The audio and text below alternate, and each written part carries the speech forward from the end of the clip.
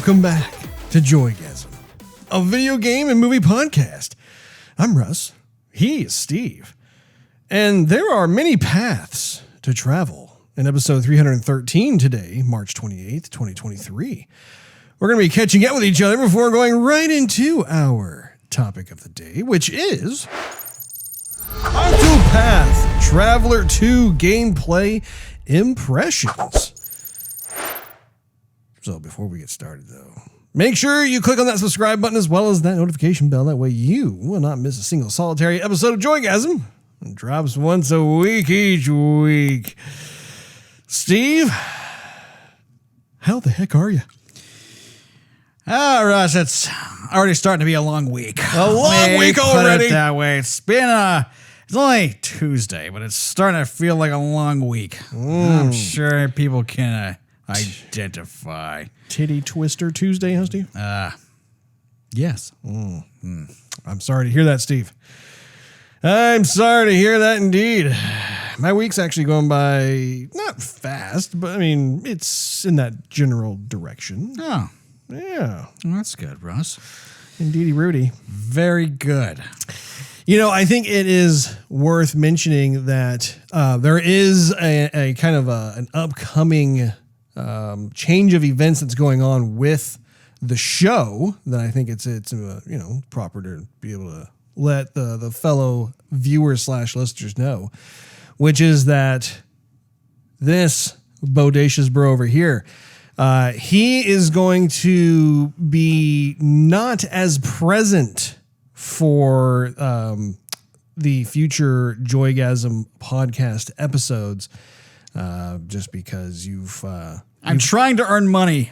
Yes, I was going to say. Trying to further my career and pay for a family. Exactly. I'm trying to get out of the parents' basement. That's what I'm trying to do, Russ. Yeah.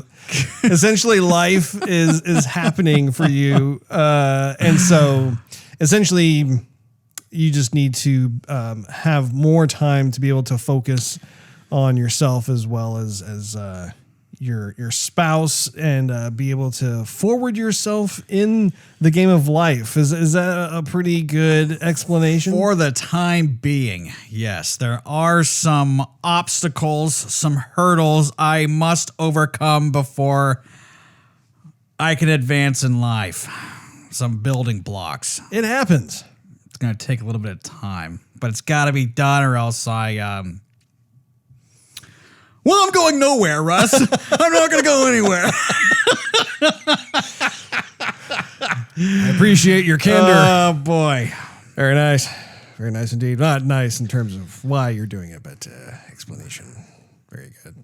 So what you can expect is Steve will continue to be here for the next couple of episodes. No problem. Like we just mentioned, this episode is going to be focusing on Octopath Traveler 2, and then next week we're actually going to be having the Resident Evil 4 remake gameplay impressions, so he'll be here for that as well. Beyond that, it's going to be kind of a touch and go situation, so in those particular episodes where he's unable to join, it'll just be myself, and I will be monologuing to all of you. Russ, you can sit at the center of the table if you want to. That is true. I could kind of scooch over to the center on those particular You don't have episodes. to sit over there like, hey, I'm here. You can sit front and center. Well, see, or maybe I could get like a cardboard cutout of you and just keep you in the seat. So I just kind of like look over at you like, just be my black and white Twitter profile pic. Slapped up against the cardboard cutout. Exactly. Now we'll continue on, and you'll be also receiving the same type of schedule, same type of production value and goodness. Just not necessarily the bro banter on a regular basis. So, we'll be happy when you're able to come over and be able to bestow your your presence to everyone. So. But aside from that, what have you been playing? What have you been watching lately there, Steve? Well, Russ, What have I been watching? I've been watching a lot of behind the scenes John Wickiness. Ooh. God, I've been thinking about it ever since last week. Yeah. I feel like we're going to need to watch that movie together since we didn't see it the first time together. I would be down. I really hope that movie is... it already is successful. I just want it to receive as much success as it possibly could earn. Everyone I've spoken to has very much enjoyed themselves at the movie. Yeah, absolutely. And you heard how much it made over the weekend, right? Yeah. So I was thinking it was going to make more than that. I was actually surprised. I think people are just not going to the theater as much as they used to. Well, I also think too that when you think about how the film, once again, it's almost a 3-hour long film. Yeah. That means you can't fill those seats as often. Like you're essentially losing out on maybe 1 or 2 additional showings per day. So there is that. They should just toss out some of the other movies and play John Wick. Did you see how it's got currently? I think it's like a 96% fresh on Rotten Tomatoes. 96, 97, yeah. And that's actually the highest, I believe, the John Wick series has received. If you look at the various ratings on Rotten Tomatoes, the percentage number I think has continued to go up with each subsequent sequel. 96%. Ooh, delale. I was watching a behind the scenes dealy do, and they were showing, they were talking about how Keanu, because he's aging, he can't just do the same martial arts as he always has. So they're trying to deal with other moves, jiu-jitsu, judo, different styles and or different moves so that he could still do that in. He's 58, I think he is. Yeah. And so it's not as taxing on him, but it looks just as cool on TV. Yeah. And then they went a little further back and they were showing how he was drifting the car to shoot, and how he was picked up the gun, all that. He's doing everything. Yeah. He's doing more of his stunts than not. Yeah. Which is just crazy awesome. All those the horse film and stuff on the John Wick 3, all that was him. Motorcycle stuff, all that was him. Yeah. The jumping out of the buildings and stuff. They had straps on him, whatnot. But he's doing everything. Yeah. So anyhow, it's a movie's good when all the behind the scenes stuff is just as entertaining as watching the movie. Man, I'm soaking this up. But enough about that though, Russ. Resident Evil 4 came out. I assume you have dipped the proverbial toe into that game already. Oh, I'm trying to make it sound better. I think it sounds good. There. It's got even better. That was what I was trying to do right there. So yes, I have been playing a little of that during the day. Octopath during the night. Yeah, right. In between calls. Yeah. Gonna do for you. Hold on a second. I'm picking up a box of handgun ammo. Oh no, in the game. Yeah. Virtual. I need to get an herb. Not to smoke either. I need to be healing myself. Have you ever seen that show Breaking Bad? Anyhow, you know what I'm behind on though, Russ? I'm behind a couple episodes on The Mandalorian. Well. So before you go into that though, can you provide a very brief reaction to your Resident Evil adventures? Well, first and foremost, keep ray tracing on. Because I'm a fan of very smooth frame rate. And so that's what I did at first. And then I went, I really want to see it. And so I turned it back on and the graphics are better and I don't really notice that much of a dip in frame rate. So it's you can do 60 frames. How much is it with ray tracing? 59. Yeah. I don't know if it's that, but it's so smooth. That's unacceptable. I don't know if it's what frame rate, but it's totally smooth. You barely notice the difference in frame rate. So keep the ray tracing on. Yeah, very nice. But it's been a while since I played it, Russ. The original came out back in what year? It was a while ago. It was 2000. Were you in high school No. when that game came out? I want to say it was I think it was in like junior college or something. I don't know. Okay. It was a while ago. It was a while ago. I remember seeing you, like you showed me some areas that you were at within the game, and that was a long. That was back when you had your teeny tiny TV. Yes. Hey, that teeny tiny TV, I'll have you know, could easily be loaded in the car and brought to Halo parties. Oh, absolutely. So, yes, it was small, but it was portable. Oh, I'm not making fun of it. I'm just saying it was a teeny tiny TV. That's right. It's 19-inch. My 19-incher. That was before all the CRT. Yeah, I was gonna say all the flat screen TVs were coming out. Get a little workout in before the Halo party. Oh, I'm just carrying this TV. It's 150 pounds.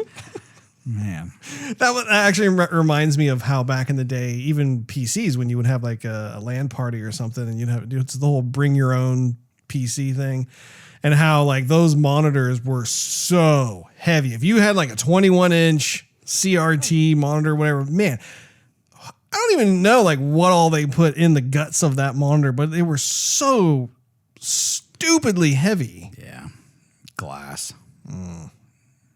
And cables. Yeah. So in terms of the game itself, though, are you excited? You happy? I am. So far, it has been less scary than I remember. Maybe just because they're not zombies. They're, well, I don't want to tell you. Have you started playing it? I have not. I guess I'll be quiet then. Well, yeah, that's why I was saying just a little brief, super brief, like just a little tasty taste of what you're like. Basically, are you happy with it? I would say I'm not 100% with it. Oh, so far. I remember reading IGN's review, and I'm like, okay, I'm looking forward to it, but all the previews didn't make it look quite as good as I was hoping. So I am still in the very beginnings of the game, but I was kind of hoping it would be better. Oh, well. It remains to be seen. I guess we'll have to talk more about it next week. Yeah, but yeah, as far as my experience with it, I was just looking at the main menus, and that was it. I didn't get into any playing. I just wanted to see the menu and like be able to look at some of the because they have that bonus content and right. That's as far as I got. Menu. Ooh. Okay, I'm done. Oh, go. Time to go to bed. Back to Octopath. So in my case, I have been noticing a lot of news coming out of E3. I don't know if you've been paying attention to that or if you've seen any kind of morsels regarding it, but it looks like E3 is on life support. Like I don't know if E3 is actually going to happen this year, and it's not necessarily like a huge surprise that you have all the major publishers who are basically going to like have their televised stream presentation kind of thing that they've been doing for the last few years. But I don't know what that means in terms of the future prognosis of the conference itself. And for me personally, it's like, while I understand that from like a financial perspective, it makes sense for these publishers to not have to spend as much money, like putting together like some sort of really awesome stage and lighting, and who knows how much they pour into that. But at the same time, though, a part of me is grieving that, because I always enjoyed it was like the one time in the year that like all the gamers could come together and see like what all these developers are working on. Even if you didn't have like certain consoles, you were still curious to see like what the other consoles had. And I don't know, it just felt like a great opportunity for the gaming community to come together and just celebrate games. Right. And we just seem to be in danger of losing that, because the current trend or fad is to maintain this more online presentation. And I think you're probably in agreement to that assessment. Yes, I would be. Russ. Yeah. I would say that they would come out with it. Yeah, I could kind of see how it'd be a bit not a waste of money. That's not saying it right, but at some point, I think they want to hold on to as much money as they can, especially all the millions and billions of dollars that they're spending on trying to acquire all these, studios and whatnot. Yeah. They're probably trying to save it where they can. So if they can not rent out a big venue and they can just put a video together with, head honchos and show us some game clips, I think everybody would be happy. Yeah. And it's cool to see it in person. I mean, it's, but It's cool to see in person. I would rather have something versus nothing at the same time. I do, in terms of what they have shown, generally speaking, on the more of like the online streaming side of things, I really haven't been all that impressed with the presentations themselves. I mean, they get the job done. Right. But to me, it's like when you have the in-person press conferences that you can watch where like they're at, like, I don't even know like where they typically meet, if it's like the San Diego Convention Center or where, I can't remember exactly where they do it, but I definitely prefer having them actually at a physical location. There's a lot more thoughtfulness that goes into like the stage, like what I was saying, like, in terms of how they design for each year, every year, like the stages for Sony and Xbox are completely different. Even Ubisoft and BioWare before they got acquired by Microsoft. And so that was always really cool because it helped to reinforce some kind of theme of that year, or some kind of like, I don't know, like just how they get all their ducks in a row. And when I compare that to what they're doing currently online, it strikes me as either they're kind of out of touch with what the gamers are looking for, or it becomes like what we talked about in the past about how there's like this one-upmanship where it's and Sony and Microsoft are kind of the main players of this, where they don't have like just one showing. It's like they've kind of gone into this weird trickling where like they'll have like the Sony State of Play, and then Microsoft will have developer diaries or whatever. And it's this weird like progress report thing, but like because everything is so half baked and work in progress and not done. And I don't know, like I'm just like, guys, can we just like go back to E3 when like there was like a certain specific date that we all work towards, and that, you polish what you have to the best of your ability. So that way we, the fans, can get excited about it. Cause most of what I'm seeing, it's either already been announced, or like I said, it's so early in development that you're just like, well, it looks like it has potential. I don't know. There's kind of a difference in response, in my opinion. Let's see there. Yeah, one criticism I've had with E3 is that there's too much of other stuff going on other than just the games. Like I just really want to hear a short word from the developer and maybe a anecdote or two, and then I really want to see the game. I mean, the talk only goes so far, and then you want to see the goods. Yeah, and like for example, I remember in E3, like when Anthem came out, and even then, like everything was supposed to be done, and they like totally forged this whole like video of like, this is exactly how the game's gonna be. We're like, if that's the case, it looks incredible. But I have no freaking idea about the story. And they had like panels and stuff. I remember like people came out and sat and shared like, oh, this is what the story's gonna be. You're like, what in the world are you talking about? Yeah. And then the game came out and it looked nothing. It was, oh boy, it looked nothing like E3.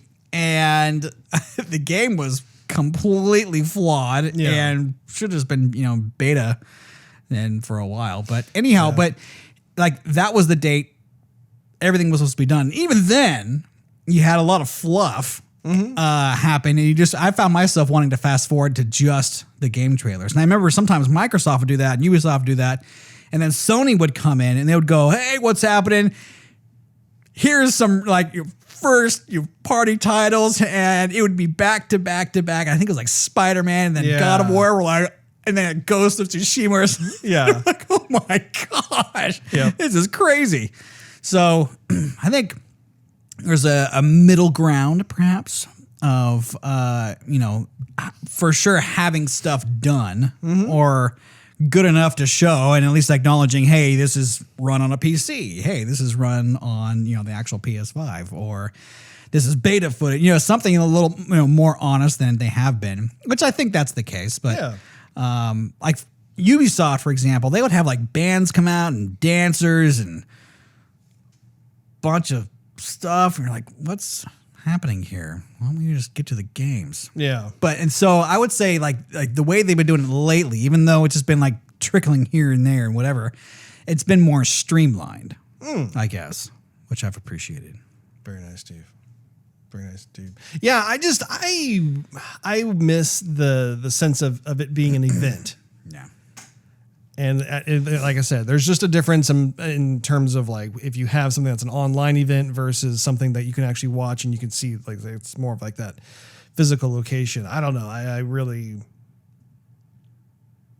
think I prefer it that way. But alas, it doesn't seem like that is going to happen anymore. So, you know. And what's interesting is that it's like it's kind of like there is this unified response to that. It was like one publisher said that they weren't going to come to E3, and then it was kind of like this domino effect of like, then another publisher said, well, we're not going to come, and then a little while later another publisher said backing out, and you know, you're just like, why is it always just one way? Like, why? I don't know. Like, I would think that there would be certain publishers who are like, oh no, we're going to attend. We're still going to go. And now that we have all this extra time available, we'll just eat it all up or whatever the reason may be.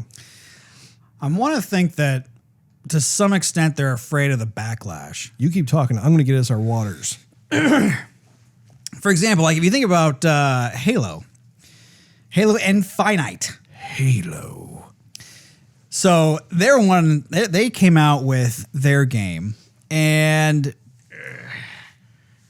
excuse me. Okay. Wow. That's yeah, it totally made me lose my thought. Halo, right. So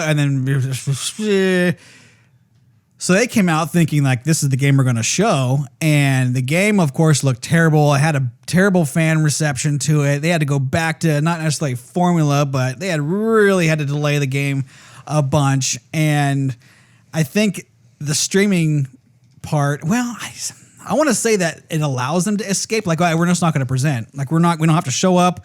We don't have to have a copy of the game ready. We just won't do it, and we'll let Microsoft do it, or we'll let some other publishers go in our stead, sort of thing. And it kind of saves them that criticism and that backlash and that kind of negative press. And then they'll finish up the game and release it, and come what may. Yeah. Interessante. I don't know, Steve. What is interesting though is that typically E3 is 2.5 months away from now, roughly speaking. Let's go water. Nothing but high quality H2O in the Joygasm studio. So, regardless, I mean, I think it's still around that same time we are going to get a kind of a steady stream of what everybody's working on, what they're doing, that sort of thing.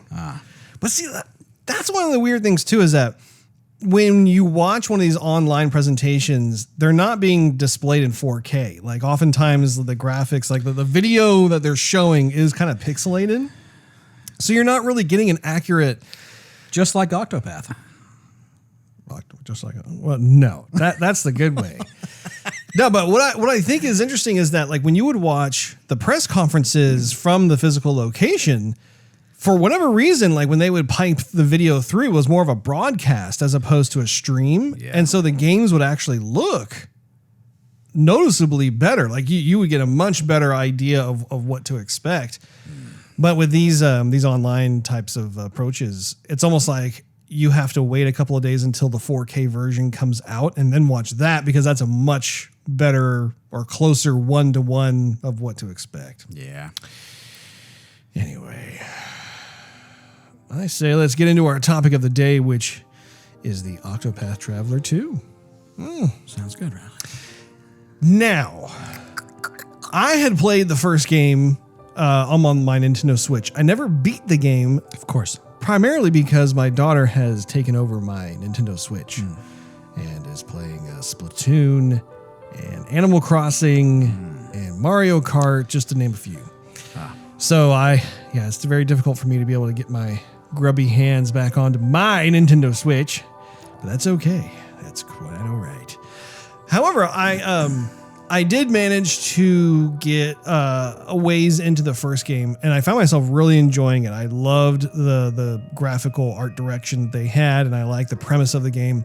So then when I heard that they were making a sequel, I was really excited for that too. And the sequel not only came out on the Nintendo Switch, but also it came out on the PS5.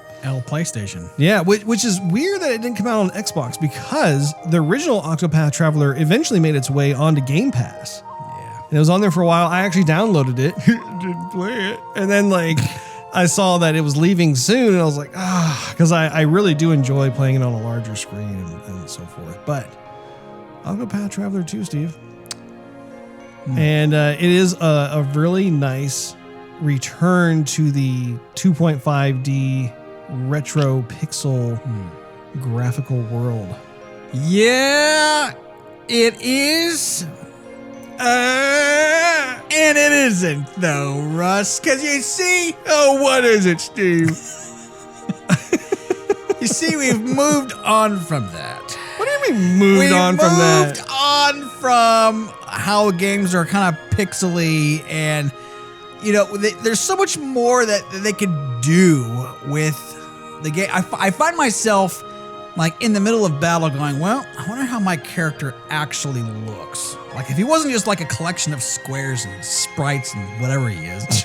What else, what would he look like? Sort of thing, he's got 2 squares for eyes, he's got a bunch of squares. It's like a game you would play on Game Gear, or a mobile game.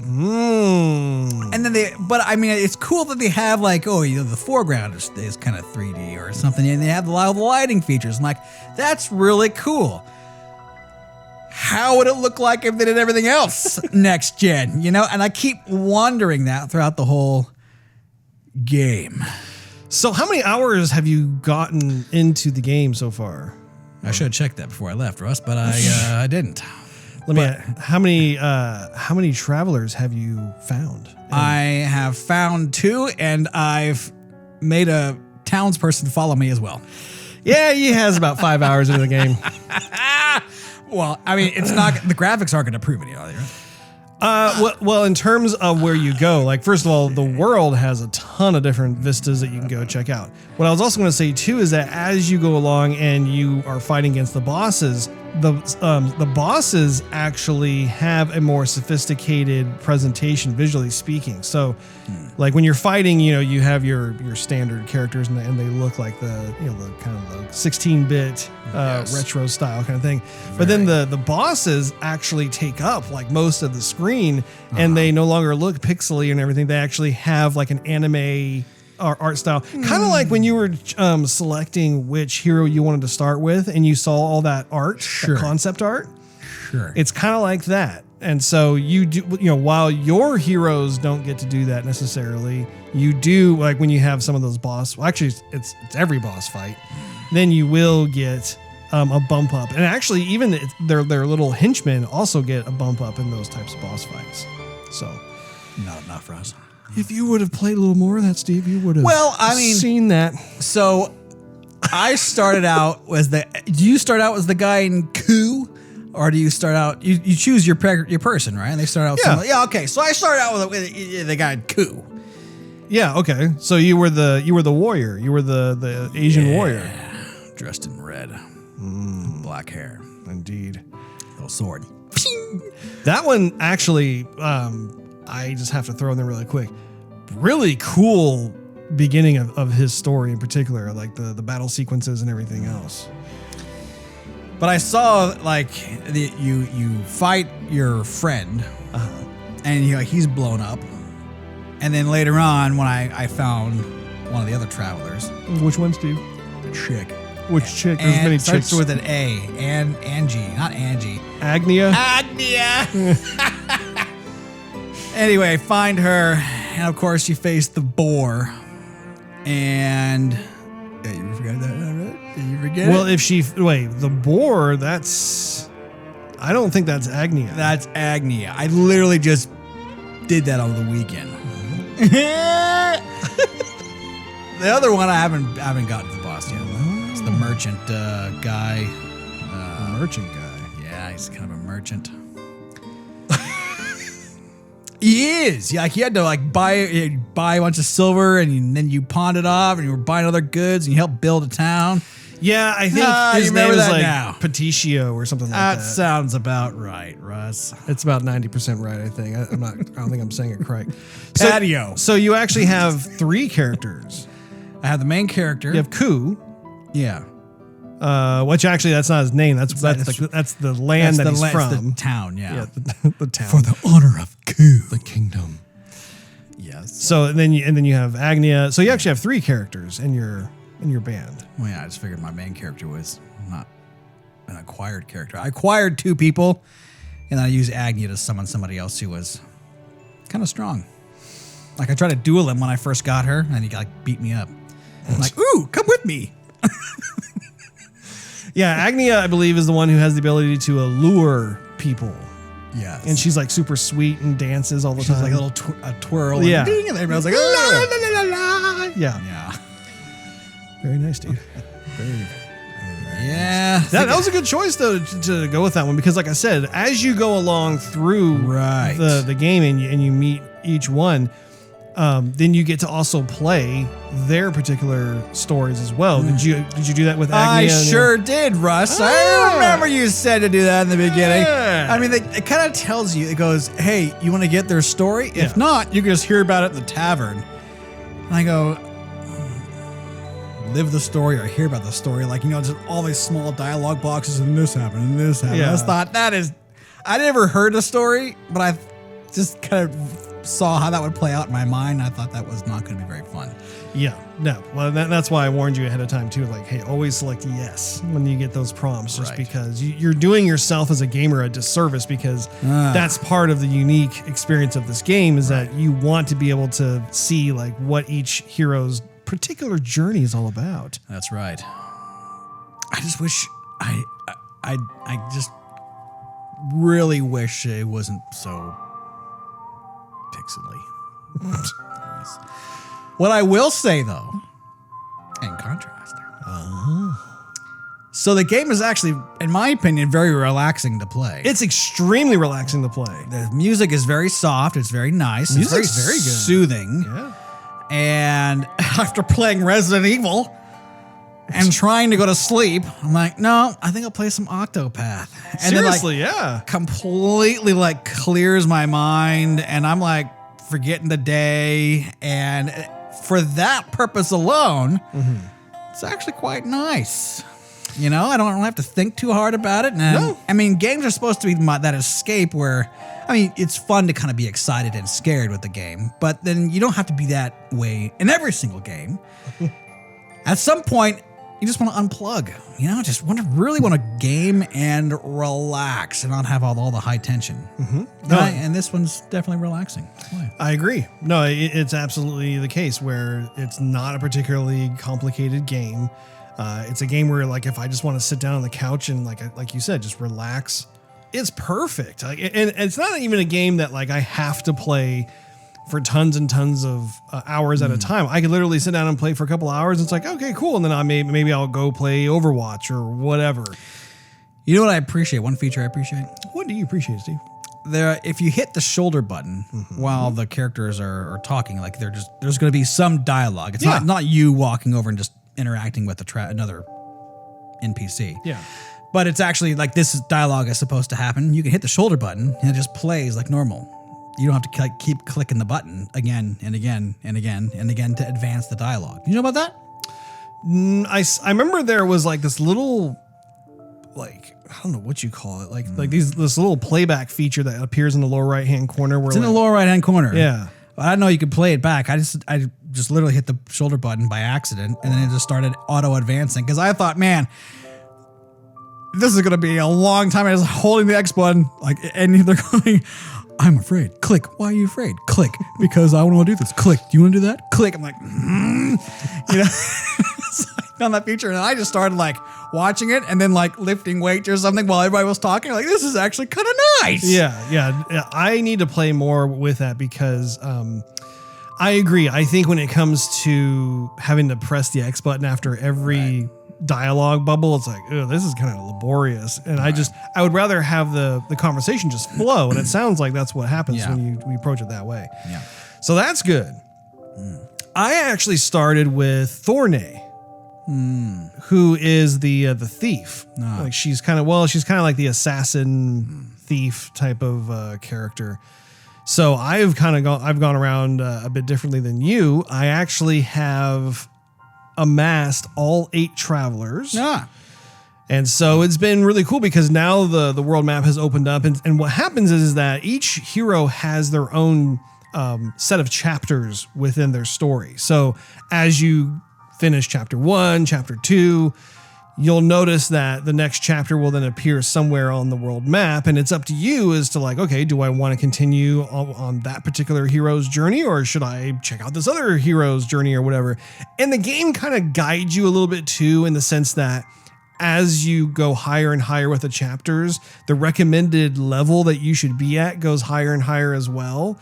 So it's kind of, in a way, they are gently kind of guiding and nudging you like, hey, you probably don't want to go here yet because you're basically going to get destroyed. Why don't you go over here instead?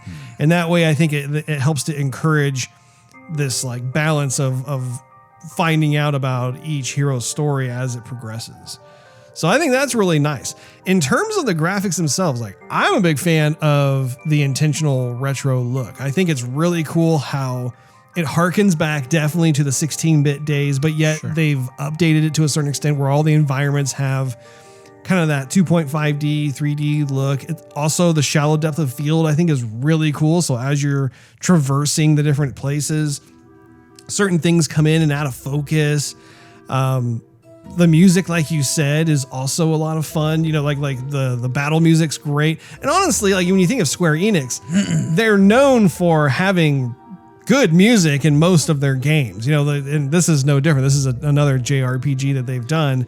And so it's fun to like, whether you go into a cavern or you go into a graveyard or a dungeon or you're going into a town or, you know, some open meadows, whatever the case may be, they have a nice selection of music that goes along with it. I mean, honestly, I could probably listen to that soundtrack while I'm doing something else entirely, and it'll just be this lovely music to the ears, so to speak.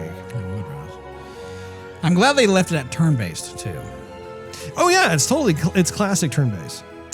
I think that's a good thing. I know at some point back in the day, a lot of the turn-based RPGs were kind of shunned upon because I think everybody did it that way and everybody was looking for the next best thing. Yeah. They're waiting for the hardware to catch up and the software to catch up and whatnot. But I kind of like it in a sense, especially with a game like this where it's just kind of easy to play. Final Fantasy used it, like Final Fantasy 7, 8, but you had to really stay focused because if it was your turn, there were timing with every character, including the enemies. So if you were going, I should do a spell, should I heal him? Should I do a big attack? Or what should I do? And then the enemy's attack would be ready. He would just like hit you and kill you.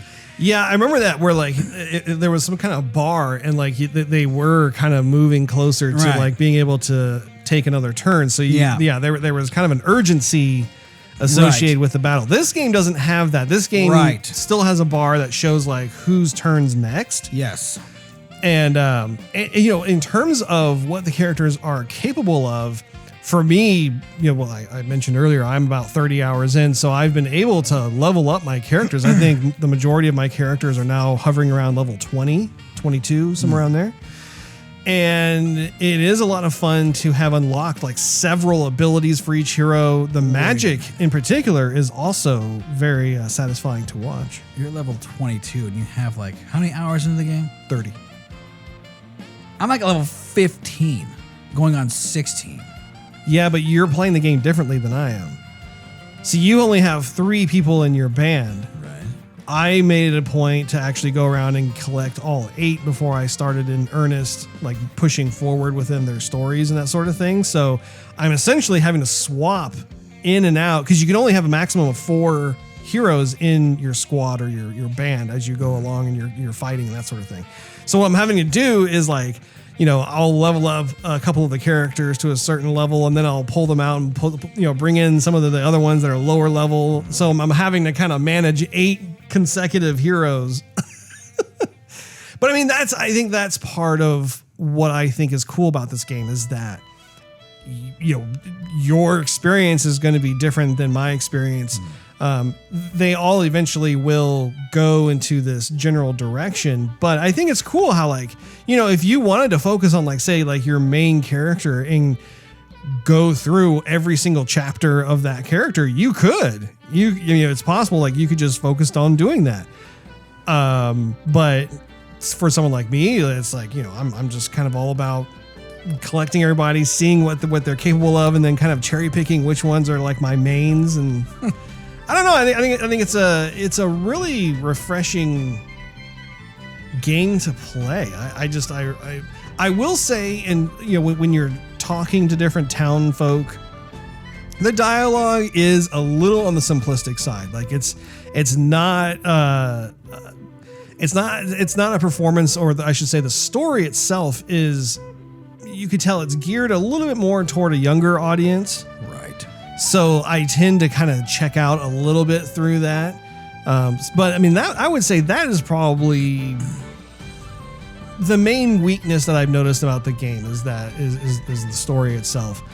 But in terms of the combat, I think it's fun. It's it's not like you have to really put a lot of thought into it, but you do in terms of strategizing how you want to survive, and especially when you get toward the later bosses, you can't just absent-mindedly attack. You do have to come up with a strategy. Do I have another healing grape? Yeah. I love these healing grapes. You got any more olives? I need some more of those. Boy. Timmy died again. Yeah, I haven't learned any spells. The one spell I've learned with Agnia was a wind spell. And that's the only thing I know. I'm just using items after that. Yeah, it's because you haven't come across the actual mages, so to speak. Character. Yeah, the wizard characters. There are a couple of them that you'll come across, and it's very satisfying. You'll come across your healers. You already have your main hero that you started with. He's one of the warriors. That's so right. So essentially, you have all of the classic classes of heroes that are to be expected in an RPG. But I mean, I love the idea, as I'm doing exploring around the different worlds, or not worlds, but different locations and vistas and stuff. I love finding the treasure chests.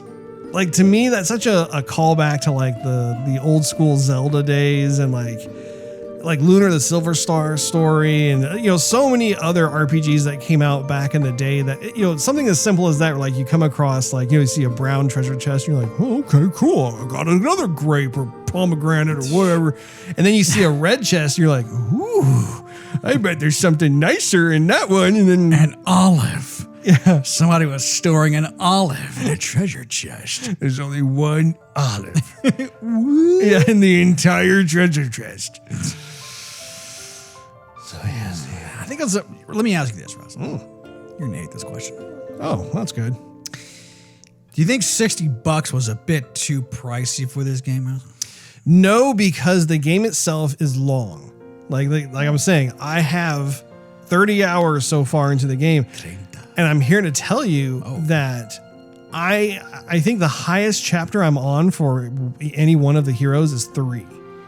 Now, I don't know how many chapters there are total for each hero, but I'm here to tell you that I think there's still a long way to go with this game. So yeah, I think that it's definitely worth it. I wouldn't pay 70 for it, but I think 60 is fair. I would say maybe, 50 may have been a more appropriate price.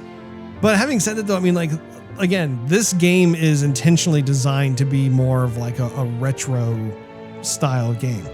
And, when I think about other games like Ori, I like Ori. Or some of the other ones that are escaping my mind. There was one called Inside. I like Inside.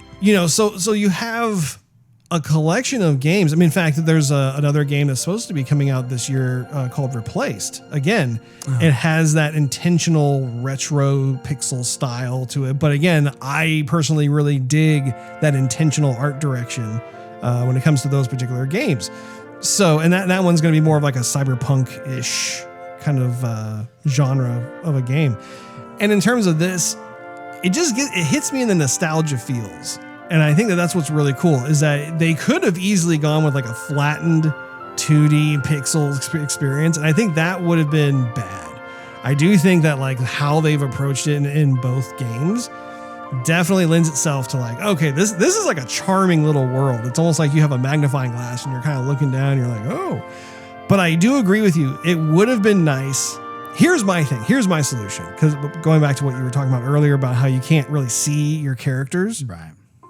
I think the simple fix would have been whenever you are having some kind of dialogue to actually have like the lower third appear, like instead of having the bubbles kind of pop up above like where the characters are, actually have like a lower third appear and then have like a 2D cell animated head, like a portrait of whoever the hero is that's speaking, have it fully articulated to the voiceover itself. So that way it's almost like this like really high production value animation that you're watching. And I think that would have been a nice fix for what you're talking about, because I felt the same way where it's like, man, I really want to be able to see like a nice detailed approach to the heroes that I'm into.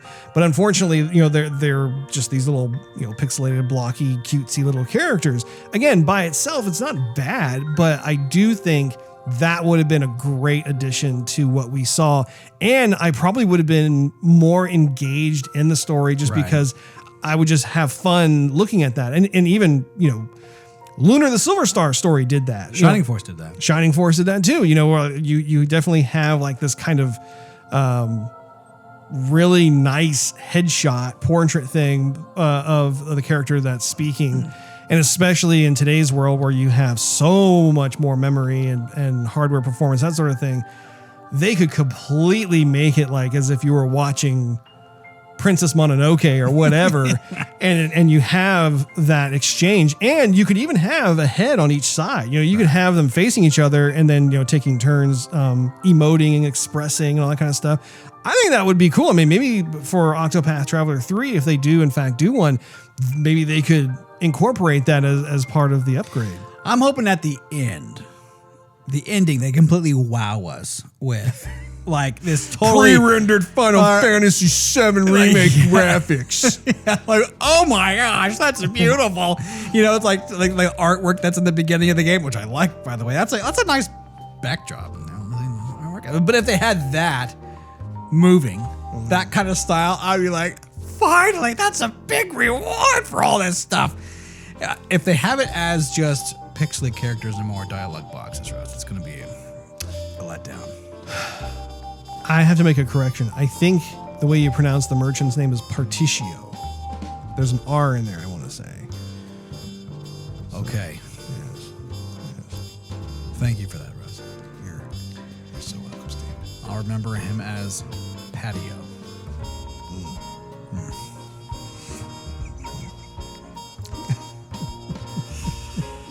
So what else do you think about the game, Steve? Well,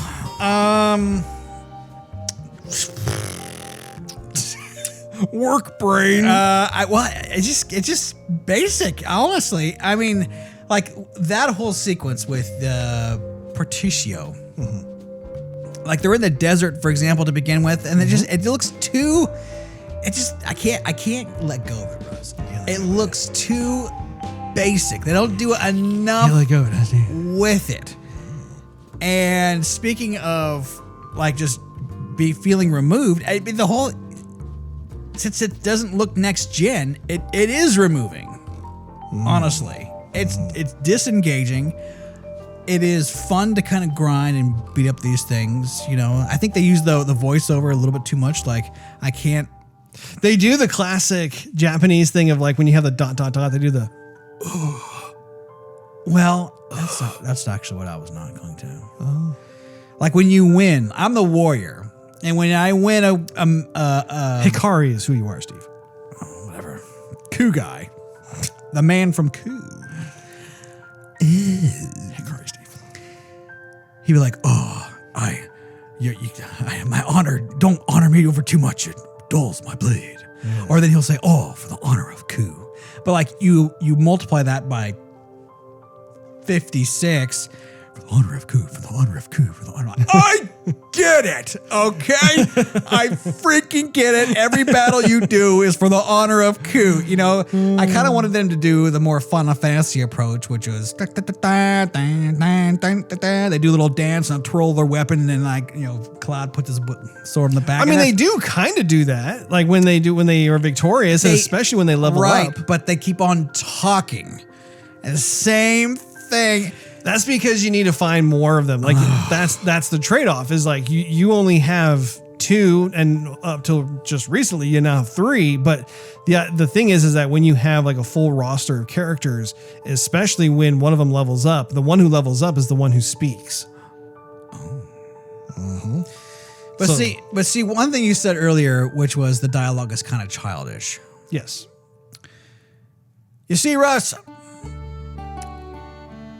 I'm not necessarily a child anymore.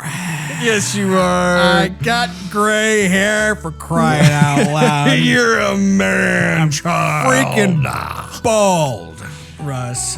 I've aged Just like a bit. a baby. I knew you were gonna say that. So in that sense, it's again disengaging because the dialogue is just kind of ho hum. There's nothing Bearded that's baby. Oh, somebody burped the baby. Anyway, the bottom line though, Russ, is it's fun and relaxing to play, but beyond that, I do miss a lot of the stuff that the system can do. Sure, retro. I get the whole thing that they were trying to go with, and it's cute. I just wish there was more of a payoff. I do think that some of the initial reasoning behind why they decided to go this route is because the first game was designed for the Nintendo Switch. And so when you're operating on a smaller screen, I do think that there is also a different type of experience that you do have versus like if you're playing on like a 65 or 70 inch screen, you're like, well, I don't understand why they went this way. And it's like, well, yeah, because you have all this additional real estate. See, the thing with Ori was that Ori, and Inside, for example, is that utilized a lot more stuff in the background that was really cool and kind of next gen. So there was, like, you'd be walking along, and then you would have something. I think it was like some sort of guillotine looking thing that was swinging in the foreground, in the background, in the foreground, and it was completely it was really impressive. There was so much stuff that was impressive about that game. Yeah. Even non-verbal stuff, and we were drawn in. Oh yeah. And Ori was just wonderful to play, and they had kind of the same thing, like with that frog, for example. The frog comes out in my mind, where you're walking up like, I'm supposed to see something here, and all of a sudden this big blobby creature comes out, and it's 3D against 2D, and then it just meshes so well. And so there's things that wow me as the player playing the game, and they don't even have any dog. It's just, oh, he's saying this. Yeah, no, I totally agree. I think that Ori is overall a stronger title than Octopath Traveler 2. But I do think it, like, what I really enjoy about it is what we've already talked about, which is that it is the type of game where if I just want to relax but play something, that is a great option. And, and it's fun, too, to kind of go back and forth because, like, if I'm playing a game where the graphics engine is clearly, like, next gen, you're just like, oh, my goodness. Like, you play Resident Evil 4, for example, and then you take a break. It's like, oh, I want to play some Octopath. It is nice to kind of have, like, this big change up in terms of the art direction and, graphics fidelity, that sort of thing. So I myself am planning on beating the games. I never beat the first game. And what's nice is that, again, it's not the kind of game where you feel like you have to stay with it all the time, like play nothing else. Otherwise you may forget like how to play or whatever. It's a very accessible title. And so I think that this will be one that I can just bounce back and forth with as I'm playing some of these other games. But I'm not sure if you are going to be following suit. What's your overall plan there, Steve? Plan, Russ, is to keep playing it before I go to sleep at night. That's actually a good plan because I mean, has your sleeping cycle been improving since you've been playing it before you go to bed? Yes and no. I mean, for the most part, yes. Like I had a ton of stuff on my mind the other night, and I was about to go to bed. And like, there is no way my mind is going to let me sleep. And so I played Octopath for like an hour and a half, and then I thought, I feel pretty relaxed. And my kind of thoughts that were just random anyway went away, and it's good to go. It's true. It's very true. I've had the same kind of deal. Have you? I have indeed, Steve. Yeah. Well, that wraps up this episode of Joygasm. Thank you so much for hanging out with us. If you enjoyed this episode, we invite you to check out patreon.com/Joygasm, where you can enjoy exclusive perks and early access to the show. Not to mention, it continues to financially help us do the podcast. Also, make sure you click on that subscribe button as well as that notification bell. That way you will not miss a single episode of Joygasm that drops once a week each week. You can also do a search for @JoygasmTV, spelled JoyGasmTV, on your social media platform of choice. And last but not least, you could also join us on Twitch. Just go look for, do a search for Joygasm TV. And we play every Wednesday night at 9:30 p.m. Central Time. We thank you all for hanging out with us, and we look forward to reconvening next week when we play Resident Evil. We'll see you then.